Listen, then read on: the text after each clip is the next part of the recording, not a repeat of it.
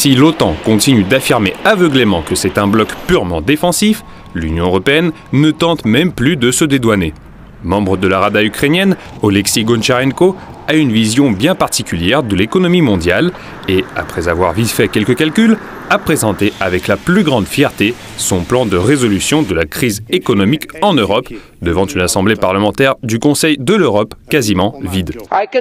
Je peux vous dire que tuer Poutine signifie moins 30 € de facture d'électricité pour chaque Allemand. C'est très important. Tuer Poutine, c'est moins 100 € du coût de carburant automobile pour chaque Hongrois. Très important. Tuer Poutine, c'est faire baisser le prix d'un croissant en France d'1 €. Je pense que c'est très important. Ce qui est intéressant, c'est que ce même Oleksiy Goncharenko avait déjà mené un discours purement russophobe en janvier 2021 lors des discussions à l'Assemblée parlementaire du Conseil de l'Europe au sujet de l'affaire Navalny.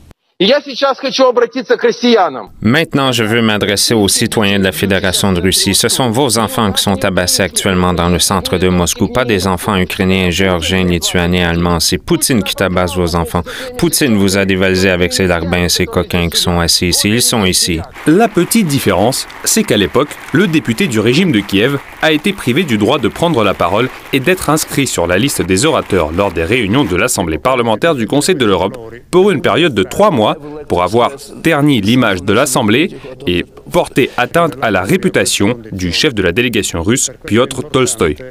La Commission a conclu, sur la base des paragraphes 5.3, 7 et 25 du Code de conduite, que vous avez commis une grave infraction du Code de conduite. Par conséquent, la Commission a décidé que vous seriez privé du droit de prendre la parole et d'être inscrit sur la liste des orateurs de la session de l'Assemblée pour une durée de 3 mois. Je tiens également à vous informer que la Commission a décidé de reporter à sa prochaine session l'examen de la deuxième plainte déposée par la présidente de l'Assemblée concernant des incidents survenus dans l'hémicycle au cours de la session du matin de l'Assemblée le 20 avril 2021. En 4 ans, la charte de l'Assemblée parlementaire du Conseil de l'Europe aurait-elle été modifiée?